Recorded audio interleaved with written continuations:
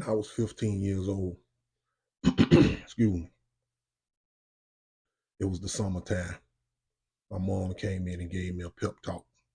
She was like, the season going down, everybody going to New Jersey.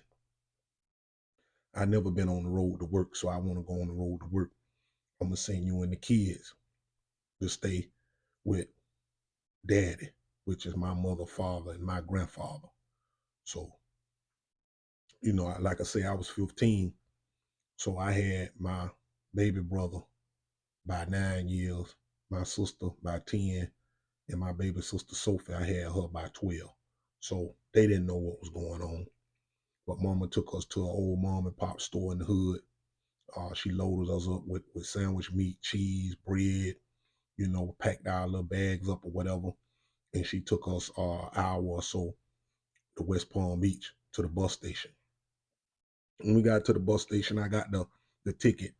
And just looking at the ticket and being 15, and this finna be the first road trip, me on the road with my siblings, and we going to the Mississippi Delta, the deep side, where you could ride a bicycle to the state of Arkansas. That's how close we were.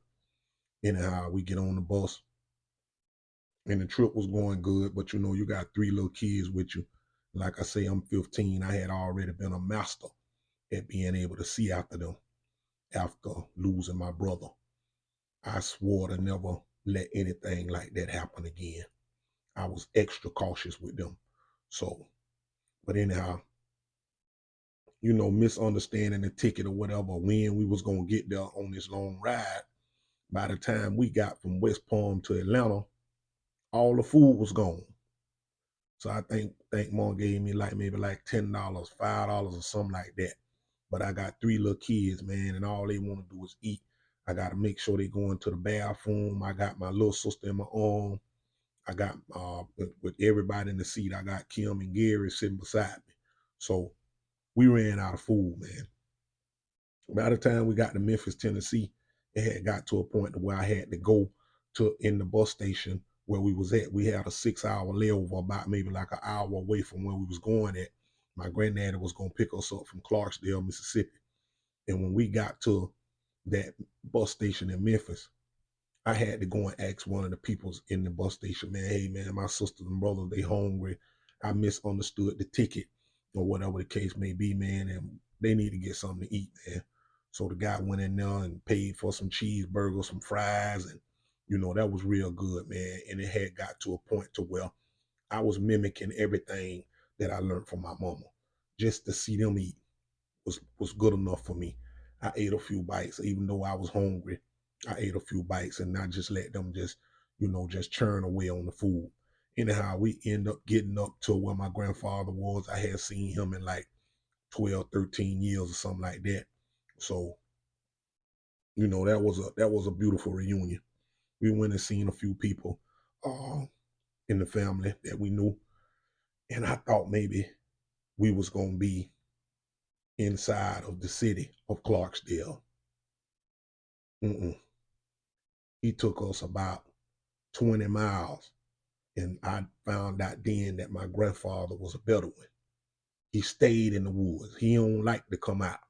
Like everything he did was about that.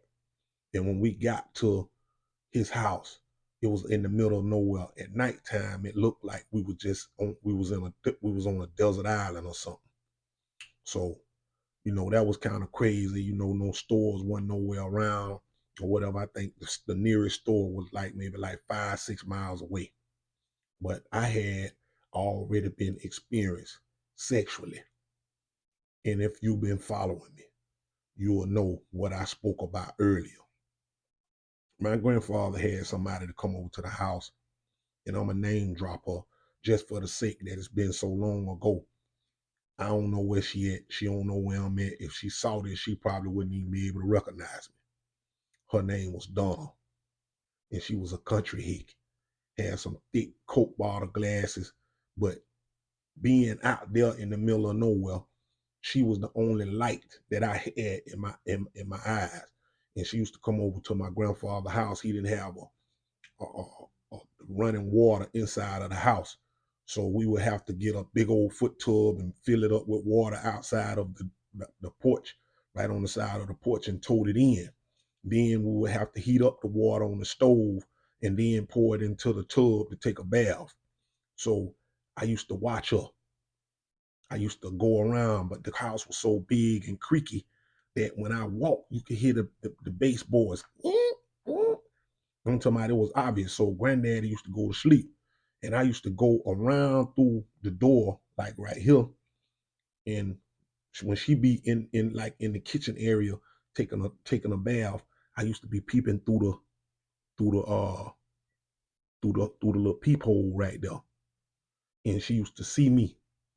Now I had already told you guys I was already experienced. By the time I was 15 years old, I had them been sexually experienced about maybe like 7 years now. So one day she told me, she said, "You bored, ain't it?" I said, "Yeah, I'm bored." She was like, "I'm going across the field over here to keep this white lady kids. You should come over with me." And now going back to that place to bury my grandfather in 2015, that same house is like a farmhouse now where they park all the tractors and stuff. And I can remember it plain as day. Anyhow, she took me over to the white people house, and an hour went by, 2 hours went by, 3 hours went by. When she put the kids to sleep, she was like, "Hey, I be seeing you watching me when I be taking a bath over to your granddad's house. You know what you looking at?" I said, "Yeah, I know what I'm looking at." This was the first time deep side Mississippi Delta that I had a chance to find out what making love to a woman was about. She took her time with me. She let me show her what I could do, and she just took over me. She made me feel so good. She made me think that desert island that I was on in the middle of the Mississippi Delta in Quitman County, Mississippi, that I was in Hollywood, California. She made me feel so good. But the reason I wanted to come on and drop this dime on this one here is, as good as that made me feel, I think I may have got like 3 orgasms that night. And I went home smiling. The next day she came back to work over to my grandfather's house. She was in there cooking, and I came in while he was outside with my sister them and told her, I was like, "Hey, what's up, man? You think you're gonna let me go back over there with you again? I want me some more of that." She was like, "What you talking about?"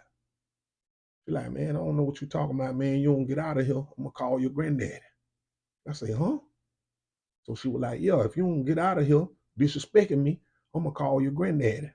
So that was my first encounter of what bipolar disorder was about, because she had it in a major way.